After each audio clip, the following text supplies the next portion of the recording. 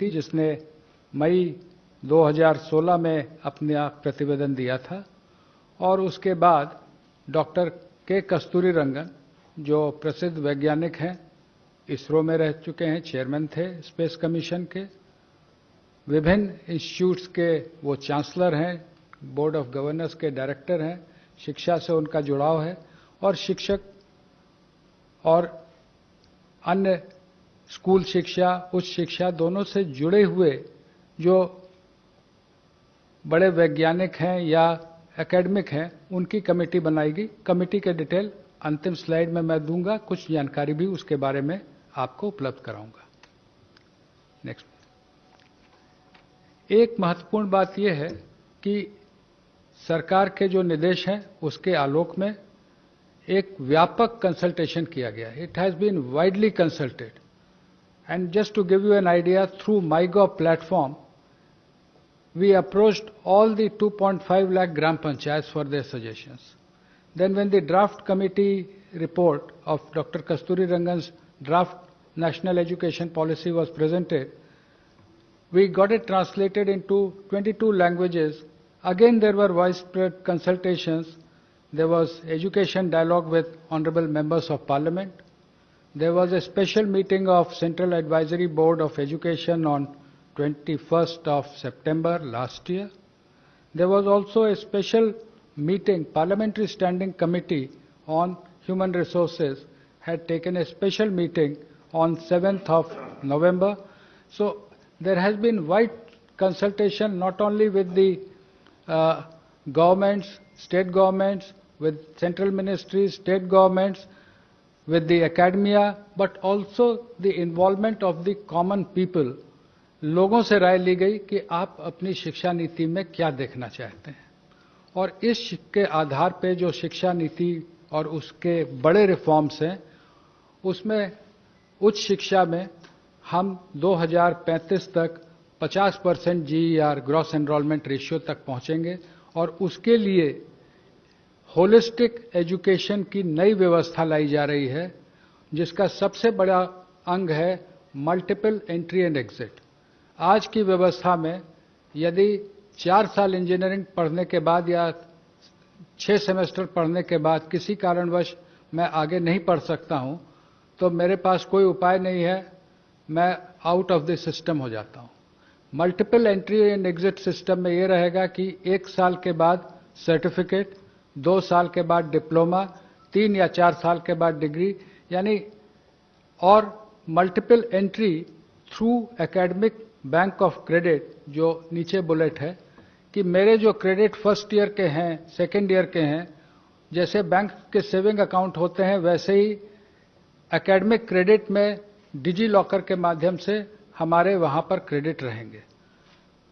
So that in the third year if I want to take a sabbatical for a year or I want to take a break for any reason, family condition or otherwise for some time, and I return after a fixed period, within a fixed period of which will be prescribed by the new Higher Education Commission, if I come back to the education system, I will not be asked to repeat the first and second year.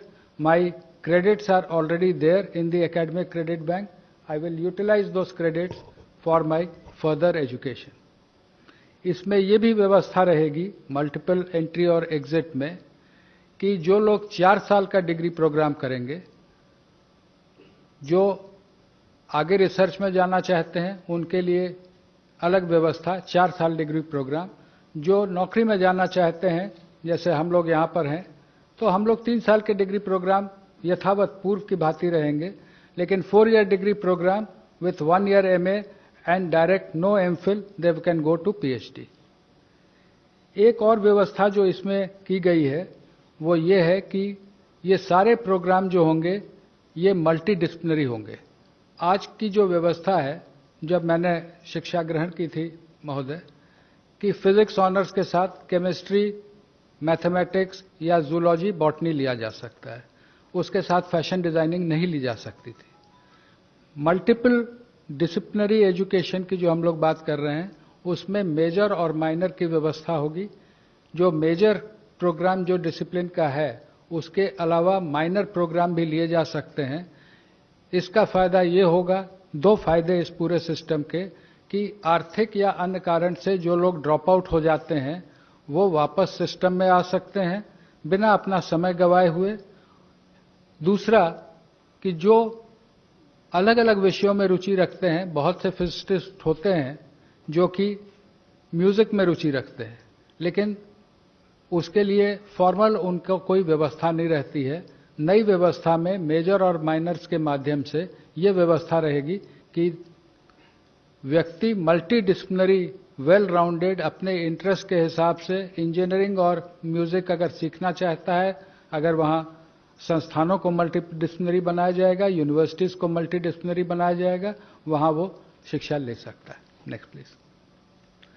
Graded autonomy of autonomous colleges, ये आप में से प्रायः बहुत लोग अवगत होंगे कि हमारे देश में लगभग 45,000 कॉलेजेस हैं जिनको हम संबद्धता प्राप्त एफिलिएटेड कॉलेजेस कहते हैं।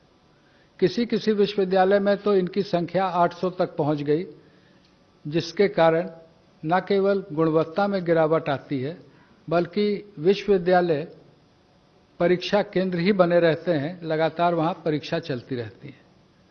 ग्रेडेड ऑटोनॉमी की व्यवस्था ये होगी कि उनके एक्रेडिटेशन स्टेटस के आधार पर A+, A, B, उनको अलग अलग एडमिनिस्ट्रेटिव और एकेडमिक ऑटोनॉमी और फाइनेंशियल ऑटोनॉमी कॉलेजेस को दी जाएगी। जो A+ हैं वो ज़्यादा ऑटोनॉमी पाएंगे, A वाले उससे कम, और B ग्रेड में जो रहेंगे उनको कहा जाएगा कि आप अपने आप में सुधार लाएं, तब आपको आगे इसमें व्यवस्था की जाएगी।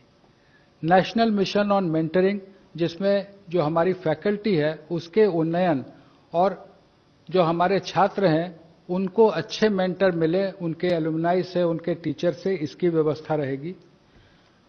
आज के दिन में age of today we have UGC, AICTE and national council for teacher education. They will be single regulator for higher education. एक रेगुलेटर रहेगा जो कि सारे एजुकेशन, हायर एजुकेशन को एक ही रेगुलेटर देखेगा।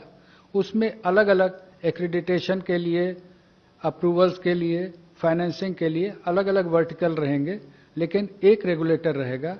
और वो regulator self disclosure based, online self disclosure based transparent system पे काम करेगा। हर चीज के लिए बार बार इंस्पेक्शन टीम बना के भेजने की जो वर्तमान व्यवस्था है, उसके जगह सेल्फ डिस्क्लोजर बेस्ड व्यवस्था लाई जाएगी। As on date, we have different norms for deemed universities, for the central universities, for different individual standalone institutions. Their new policy says that for reasons of quality, norms will be same and not as per the ownership. चाहे वो deemed university हो या केंद्रीय विश्वविद्यालय हो या राज्य विश्वविद्यालय हो, शिक्षा के जो स्टैंडर्ड्स होंगे वो सबके लिए कॉमन होंगे। फी फिक्सेशन पर भी समिति ने जो रिकमेंडेशन की थी उसका विस्तृत उल्लेख पॉलिसी में किया गया है। ब्रॉड रेगुलेटरी फ्रेमवर्क के अधीन फी पर कैप रखा जाएगा। पब्लिक और प्राइवेट दोनों और फिलैंथ्रोपिक पार्टनरशिप भी रहेंगी, लेकिन जैसे मैंने कहा फी फिक्सेशन पर के लिए भी इस पॉलिसी में व्यवस्था की गई है। और जो शुरू से हमारा लक्ष्य रखा है कि GDP का 6% शिक्षा के क्षेत्र में व्यय होना चाहिए। अभी as on date it is around 4.43%, including the state government, centre and the state government. That we will work together, that is the central government, state governments will work together to achieve 6%। National research foundation, USA में national science foundation के बारे में आप में से बहुत लोगों ने सुना होगा, उसके बारे में पढ़ा होगा कि वहाँ के रिसर्च प्रोजेक्ट्स जो होते हैं वो फाउंडेशन NSF के माध्यम से स्पॉन्सर होते हैं। हमने उसको थोड़ा सा सरकार ने विस्तृत करके नेशनल रिसर्च फाउंडेशन, इसमें न केवल साइंस बल्कि सोशल साइंस भी शामिल होगा। और ये नेशनल रिसर्च फाउंडेशन जो बड़े प्रोजेक्ट हैं उनकी फाइनेंसिंग करेगा। और इससे हम समझते हैं कि शिक्षा के साथ रिसर्च में जो हमको आगे आना है, जो रिसर्च, इनोवेशन, पेटेंटिंग, इसमें हम आगे बढ़ सकेंगे। शिक्षा के अंतर्राष्ट्रीयकरण के बारे में पॉलिसी ने विस्तार से चैप्टर 12 में उल्लेख किया है और उल्लेख ये है कि हम अपने देश के शिक्षा को कि उच्च शिक्षा को इस स्तर का बनाएंगे कि बाहर के विद्यार्थी हमारे साथ आएं और जो एक्सचेंज होते हैं वो देश के उच्च शिक्षण संस्थानों और विदेश के हाई रैंकिंग उच्च शिक्षण संस्थानों के बीच हों। स्टैंड अलोन जो हमारे इंस्टीट्यूशंस हैं उनको मल्टीडिसिप्लिनरी बनाने की ओर हम बढ़ेंगे। टेक्नोलॉजी का व्यापक उपयोग ड्राफ्ट पॉलिसी में भी उल्लेखित था। कोविड के कारण पूर्व से ही व्यापक उपयोग होने लगा है। पॉलिसी में लिखा है कि टेक्नोलॉजी का व्यापक उपयोग होगा विथ इक्विटी, यानी हम समावेशी रूप से टेक्नोलॉजी का उपयोग करेंगे, लेकिन इस प्रकार से करेंगे कि जो हमारे साथी पीछे हैं या जो आर्थिक कारणों से जिनके पास डिवाइस या कनेक्टिविटी में रुकावट है, तो हम उनको साथ लेते हुए आगे बढ़ेंगे। No child should be left behind. Technology will be used but every child will be taken on board. Indian knowledge system के बारे में जो विस्तार से चर्चा की गई है, लेकिन सभी भाषाओं पर ध्यान देते हुए जो हमारे इंस्टीट्यूट्स हैं, लैंग्वेज फैकल्टी के रिसर्च जो लैंग्वेज पे होता है, जो क्लासिकल इंस्टीट्यूट हैं जैसे क्लासिकल तमिल, क्लासिकल तेलुगु, कन्नड़, और जो CIL मैसूर है जिसमें और इंडियन लैंग्वेजेस हैं, उन सब पे ये जोर दिया जाएगा कि जो साइंटिफिक और लिटरेचर है जो अलग अलग भाषाओं का है उसको हम लोग आगे लाएं और ट्रेडिशनल आर्ट्स, जो आर्ट्स यानी कि उसमें क्राफ्ट भी सम्मिलित हैं, लोक विद्या जिसको हम कह सकते हैं, जो पीछे कई बार हम लोग मॉडर्नाइज होने के लिए आगे बढ़ते हैं लेकिन जो हमारे लोक विद्याएं छूट जाती हैं उनको भी हम आगे ले जाएंगे।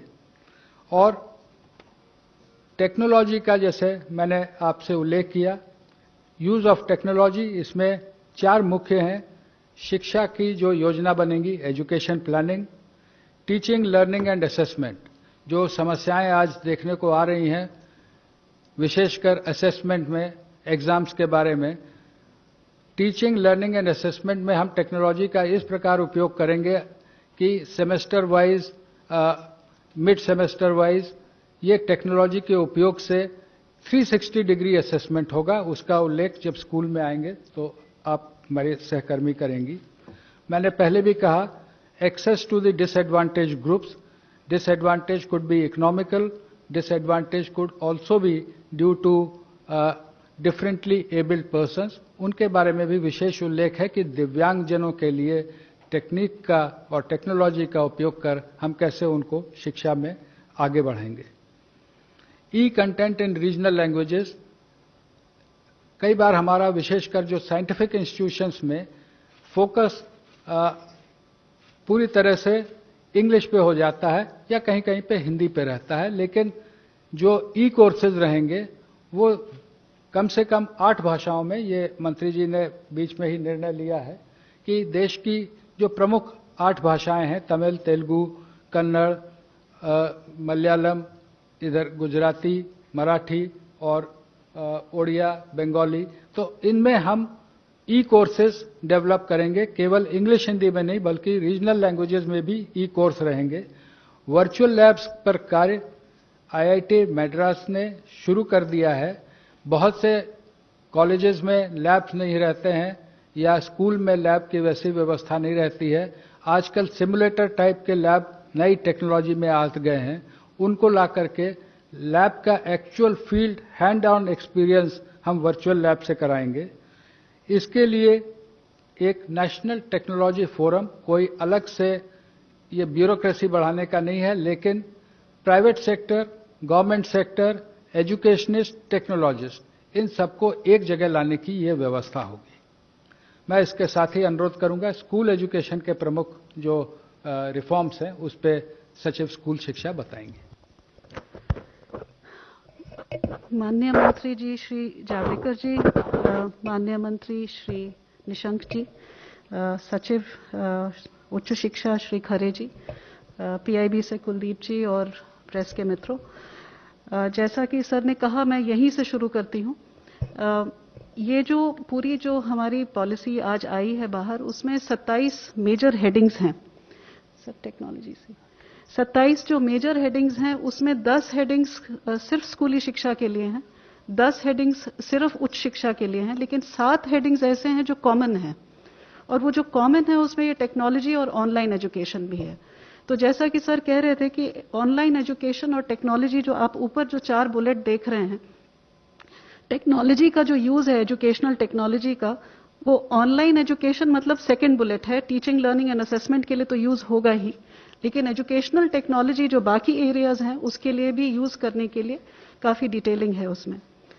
अब हम स्कूल के रिफॉर्म्स की तरफ आए तो इसमें काफी पाथ ब्रेकिंग रिफॉर्म्स हैं जो कि इनफैक्ट पहली बार किसी भी एजुकेशन पॉलिसी में आई है। सबसे पहली चीज तो 1986 में जैसा कि आईसीडीएस स्कीम का इंट्रोड्यूस किया गया था, लेकिन इस बार जो है वो early childhood care and education के लिए एक पूरा करिकुलम बनाने की बात है। और करिकुलम के अलावा यूनिवर्सलाइजेशन, जो सस्टेनेबल डेवलपमेंट गोल्स में भी जो लिखा हुआ है, तो इस शिक्षा को जो पूर्व प्राथमिक शिक्षा होती है उसकी यूनिवर्सलाइजेशन की बात की गई है।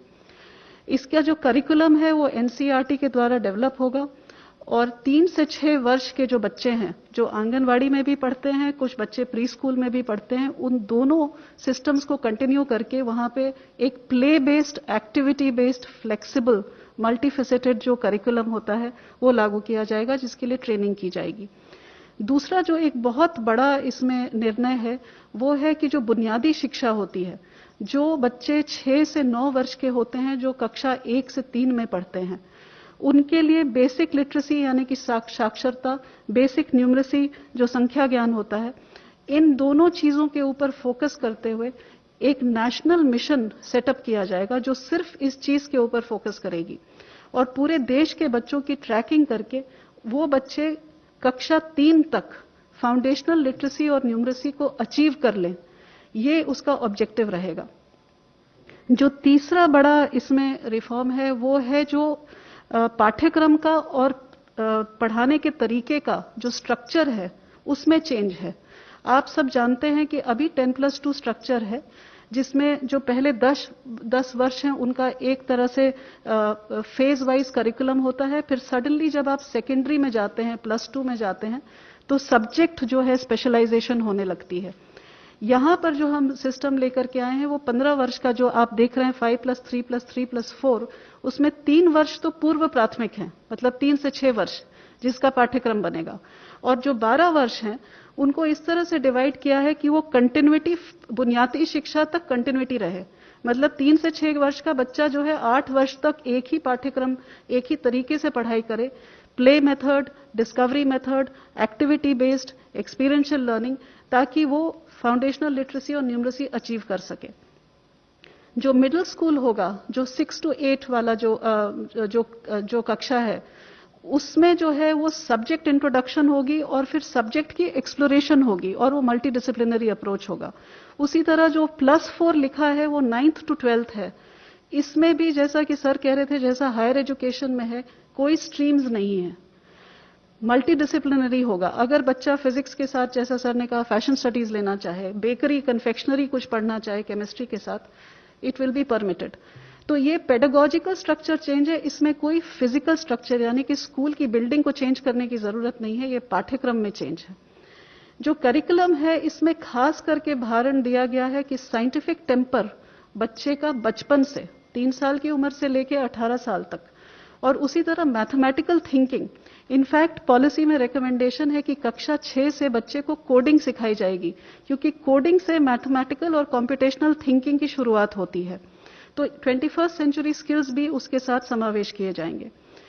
जो 5वां बुलेट है, जो अभी जो रिजिड सेपरेशन है कि ये एक्स्ट्रा करिकुलर एक्टिविटी है अगर आप स्पोर्ट्स में चले गए, ये को करिकुलर एक्टिविटी अगर आपने डिबेटिंग कर ली, आप म्यूजिक सीखना चाहते हैं तो वो एक्स्ट्रा है, या वोकेशनल सीखना चाहते हैं तो वो नॉन एकेडमिक है, वो सारा जो सेपरेशन है वो हट जाएगा, सारे सब्जेक्ट्स पढ़ाए जाएंगे, music, arts, sports, vocational, academics, everything will be on the same level. Gifted children जो होते हैं, जो टैलेंटेड होते हैं, उनको आइडेंटिफाई करना बहुत जरूरी होता है। ये इंक्लूजन के लिए बहुत जरूरी है। सर ने इंक्लूजन की जो बात की, यहाँ पे दो तरह का इंक्लूजन है। जो बच्चे पीडब्ल्यूडी पर्सन्स विद डिसेबिलिटीज हैं, 21 टाइप्स ऑफ डिसेबिलिटी, उनका इंक्लूजन के लिए स्पेसिफिक इसमें रिकमेंडेशंस हैं। उसी तरह जो गिफ्टेड बच्चे होते हैं, जो किसी भी पॉपुलेशन के 3 से 4% के बच्चे जो होते हैं, जो जीनियसेस माने जाते हैं, उनके लिए भी इसके अंदर प्रोविजन है। जो गर्ल चाइल्ड के लिए gender inclusion fund for specifically targeting the girl child development, girl child के लिए और भी बहुत कुछ है, पर मैं यहां आपको मेजर रिफॉर्म्स बता रही हूं। जो कस्तूरबा गांधी बालिका विकास विद्यालय हैं, वो अभी कक्षा 8, कहीं कहीं कक्षा 10 तक है, उनको कक्षा 12 तक हर एक जगह ले जाया जाएगा। जो मेन चीज है, जो आप सेकंड लास्ट बुलेट देख रहे हैं, कि जो करिकुलम है हमारा, वो इतना हैवी है कि बच्चे जो है life skills, scientific temper, problem solving, critical thinking, उसके लिए उनके पास टाइम ही नहीं है। तो करिकुलम को एसेंशियल कंटेंट तक सीमित किया जाएगा, ताकि समय मिले बच्चे को कि ये सब चीज एक्सप्लोर कर सके। वो प्रोजेक्ट बेस्ड लर्निंग में जाएगा, एक्टिविटी बेस्ड लर्निंग में जाएगा, एक्सपीरियंशियल लर्निंग में जाएगा। वोकेशनल जो है वो क्लास 6 से शुरू किया जाएगा। ये भी इस पॉलिसी में पहली बार है। पिछली पॉलिसीज में दिया हुआ है कि स्कूलिंग में सेकेंडरी लेवल पे वोकेशनल शुरू होगा, ये कक्षा 6 से शुरू किया जाएगा। इसमें इंटर्नशिप्स भी हम पॉलिसी में लेके आए हैं कि बच्चा जो लोकल क्राफ्ट्स पर्सन है या ट्रेड पर्सन है, वहां जाकर के बैगलेस डे करके 10 दिन की इंटर्नशिप साथ में उनके साथ बैठ के करे, चाहे वो लॉन्ड्री चलाता हो, कारपेंटर हो, इलेक्ट्रिशियन हो, उसके वहां जाके अटैचमेंट करके बच्चा समझे कि लोकल क्राफ्ट्स, ट्रेड्स क्या हैं। जो एक और मेजर रिफॉर्म है वो करिकुलम फ्रेमवर्क, जो हमारा पाठ्यक्रम की जो रूपरेखा होने वाली है, वो 4 जगह वो चेंज होने वाली है। एक तो स्कूली शिक्षा की जो एनसीएफ है, वो 2005 में बनी थी, 15 साल हो चुके हैं उस बात को, वो नया पाठ्यक्रम आएगा। उसी तरह से जो टीचर्स एजुकेशन जो 2009 में बनी थी, 11 साल पहले, वो भी अब हम हाथ पर लेंगे। जो अर्ली चाइल्डहुड एजुकेशन की मैंने आपसे जो बात करी, कि वो भी जो है अब की बार पहली बार इस तरह से बनेगा कि 0 से 3 वर्ष का सब फ्रेमवर्क बनेगा, जिसमें पेरेंट्स को बताया जाएगा कि आप घर पे क्या कर सकते हैं, और 3 से 6 वर्ष का आंगनवाड़ी के अंदर या प्री स्कूल में अगर बच्चा है तो उसके लिए बताया जाएगा। बोर्ड एग्जाम, इसके ऊपर काफी विस्तृत में पॉलिसी में लिखा हुआ है। बोर्ड एग्जाम जो है उसका महत्व जो है उसको कम करने के लिए बहुत सारे तरीके बताए गए हैं। फर्स्ट ऑफ ऑल ये कहा गया है कि मॉड्यूलर एग्जाम्स हो सकते हैं, साल में 1 बार होना जरूरी नहीं है, 2 बार हो सकते हैं। बोर्ड एग्जाम्स के लिए हर सब्जेक्ट को, मैथमेटिक्स से शुरू करते हुए हर सब्जेक्ट को 2 लेवल पे ऑफर किया जा सकता है। और तीसरा ये भी कहा गया है कि बोर्ड एग्जाम को 2 भाग में बांटा जाए, ऑब्जेक्टिव एंड डिस्क्रिप्टिव। इस तरह से काफी सारे इसके अंदर पॉलिसी में चीजें लाई गई हैं बोर्ड एग्जाम्स के लिए। और ये भी कहा गया है कि बोर्ड एग्जाम सिर्फ नॉलेज के एप्लीकेशन को टेस्ट करे, रोट लर्निंग को नहीं, जो आप रट करके जाते हैं उसको नहीं, लेकिन वहां जाकर के जो रोजमर्रा की जिंदगी में आपके नॉलेज को अप्लाई करने की बात है, उसको टेस्ट किया जाए। जो शिक्षा का माध्यम है, उसमें यह लिखा है कि जहां तक पॉसिबिलिटी हो वहां तक 5वीं कक्षा तक मातृभाषा या नहीं तो क्षेत्रीय भाषा हो या घर की जो भाषा बोली जाती है उसमें पढ़ाया जाए, और हो सके तो 8वीं तक पढ़ाया जाए, और उसके आगे भी पढ़ाया जाए जहां पॉसिबल हो। एक बड़ी इंटरेस्टिंग चीज इसमें लेके आए हैं कि जो बच्चे का जो आप रिपोर्ट कार्ड होता है, आप सबके बच्चों का रिपोर्ट कार्ड आता होगा, वो 2 पेज का होता है। एक साइड सब्जेक्ट लिखे होते हैं और उसमें कुछ मार्क्स और लाल रंग की लाइन वाइन कहीं डाल दी जाती है, और दूसरी साइड लिखा जाता है कि बच्चा क्लास में बात नहीं करता। बस इतने सा रिपोर्ट कार्ड होता है। ये एक होलिस्टिक रिपोर्ट कार्ड की बात हो रही है। इसमें 3 तरह के मूल्यांकन होंगे। एक तो खुद बच्चा अपना मूल्यांकन करेगा, दूसरा सहपाठी जो उसके हैं वो उसका मूल्यांकन करेंगे, और तीसरा उसके शिक्षक उसका मूल्यांकन करेंगे। और ये जो रिपोर्ट कार्ड है, इसमें हर साल इस बच्चे को कौन सी लाइफ स्किल इस बच्चे में समावेश होनी चाहिए, वो लिखा होगा, पेरेंट्स के साथ चर्चा होगी और वो हर लाइफ स्किल के ऊपर चर्चा करता हुआ रिपोर्ट कार्ड बनेगा, जो हम लोग आर्टिफिशियल इंटेलिजेंस पे बेस करके जब बच्चा 12वीं कक्षा में निकलेगा तो उसके पास अपने पिछले 15 साल का पूरा एक, जिसको कहते हैं कच्चा चिट्ठा होगा, जिसमें लिखा होगा कि वो कौन कौन सी स्किल्स उसने इम्बाइब करी हैं। हर एक बच्चे का, चूंकि हम बुनियादी शिक्षा के ऊपर बहुत जोर देने वाले हैं, तो ऐसे हर एक बच्चे का लर्निंग आउटकम्स हमको ट्रैक करना पड़ेगा कि उस बच्चे ने बुनियादी शिक्षा, लिटरेसी और न्यूमरेसी उसको अचीव की है या नहीं। तो वो उसकी बात की गई है। एक नेशनल असेसमेंट सेंटर जिसका नाम परख रखा गया है। परख stands for performance analysis review, performance assessment review and analysis of knowledge for holistic development. बच्चे को परखने के लिए क्या करना चाहिए, ये जो सेंटर है, जो हमारे देश में करीब अभी 60 रिकॉग्नाइज्ड स्कूल बोर्ड्स हैं, उनके लिए स्टैंडर्ड्स, नॉर्म्स, गाइडेंस, ये पहली बार हो रहा है। ये किसी शिक्षा नीति में पहले कभी नहीं आया है। ये गाइडलाइंस देंगे ताकि जो हर एक स्कूल बोर्ड है, एक बेंचमार्क जो सेट किया जा रहा है वहां तक पहुंच सके। एनटीए जो है, नेशनल टेस्टिंग एजेंसी, वो हर एक यूनिवर्सिटी और कॉलेज को ऑफर करेगी एक एंट्रेंस एग्जामिनेशन, ताकि जो बच्चे हैं एक कॉमन एग्जामिनेशन से कॉलेज और यूनिवर्सिटी में एडमिशन ले सके। ये मैंडेटरी नहीं है, ये ऑफर होगा एनटीए की तरफ से। टीचर्स के लिए एक नेशनल प्रोफेशनल स्टैंडर्ड तैयार किया जाएगा, जिससे टीचर की रोल एक्सपेक्टेशन क्या है और टीचर को किस बेंचमार्क पे पहुंचना है, उसके बारे में एक स्टैंडर्ड तैयार किया जाएगा। ये एनसीईआरटी और एनसीटीई मिलकर तैयार करेंगे और ये पूरे देश में लागू होगा। बुक्स की प्रमोशन के लिए, बुक ये पढ़ना कितना जरूरी है, इसके ऊपर हम लोग बहुत जोर दे रहे हैं, क्योंकि बच्चा अगर पढ़ नहीं पाता है तीसरी कक्षा तक, तो वो आगे उसका पढ़ाई जो है उसकी बहुत सीमित हो जाती है। तो books, reading and promotion policy, उसी तरह डिजिटल लाइब्रेरीज के ऊपर जोर रहेगा। सर ने जैसा बताया, स्कूल्स में भी एक ट्रांसपेरेंट ऑनलाइन सिस्टम होगा सेल्फ डिस्क्लोजर का स्कूलों का, for public oversight and accountability. अब इसके आउटकम्स क्या होंगे? पहली चीज तो मैंने जैसे कि कहा कि पूर्व प्राथमिक शिक्षा से लेकर के सेकेंडरी स्कूलिंग का यूनिवर्सलाइजेशन 2030 तक करने की बात है, क्योंकि सस्टेनेबल डेवलपमेंट गोल से ये पॉलिसी अलाइंड है। दूसरी चीज की जो बुनियादी शिक्षा है, हर बच्चा जो कक्षा 3 में पहुंचेगा उसकी बुनियादी शिक्षा अचीवमेंट हो, वो 2025 मतलब 6 साल के अंदर करने की बात है। 100% जीईआर सेकेंडरी लेवल की 2030 तक। जो हमारे बच्चे आउट ऑफ स्कूल हैं, वो हर एक बच्चे को हमें वापस लाना है। जो टीचर्स हैं उनको, जो अब नए तरीके से असेसमेंट होने वाला है, मूल्यांकन का तरीका बदलने वाला है, उसके लिए उनकी तैयारी 2023 तक करके उसको हमें लागू कर देना है। जो इंक्लूजन के लिए सर ने ऑलरेडी बात कर ली है कि हमको सारे बच्चों को, हर तरह के बच्चों को, किसी भी बैकग्राउंड से हो, किसी कम्युनिटी से हो, किसी कास्ट से हो, किसी रिमोट एरिया से हो, हर तरीके के बच्चों को समावेश करने के लिए स्पेशल पॉलिसी एस्पेक्ट्स हैं, वो 2030 तक सब पूरे किए जाएंगे। बोर्ड एग्जाम्स का मैंने आपको बता ही दिया है। हर बच्चे का इसमें ये लिखा है कि जब वो स्कूल से निकलेगा तो एक स्किल, एक वोकेशनल स्किल उसको वो हासिल करके निकलेगा। ये भी इसमें पॉलिसी में लिखा है। और जो कॉमन जो स्टैंडर्ड्स बन रहे हैं जो सेल्फ डिस्क्लोजर के, वो पब्लिक स्कूल्स और प्राइवेट स्कूल्स के लिए कॉमन रहेंगे, दोनों को एक ही स्टैंडर्ड में पहुंचने का है। तो ये स्कूल का इतना ही था। अभी सर आपको इसके बारे में बताएंगे। धन्यवाद अनीता जी।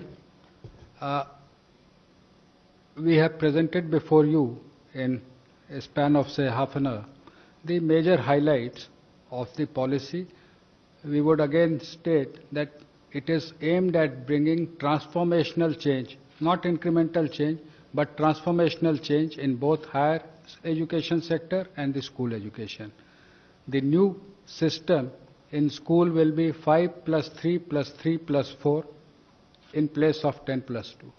In higher education, there will be multiple entry and exit system, introduction of 4-year courses, common regulatory system by a common regulator, single regulator, National Research Foundation, these are the important highlights of the new policy. प्रारंभ में ही मैंने निवेदन किया था कि doctor कस्तूरी रंगन की अध्यक्षता में समिति बनी थी। इस अवसर पर मंत्रालय, सर आपकी अनुमति से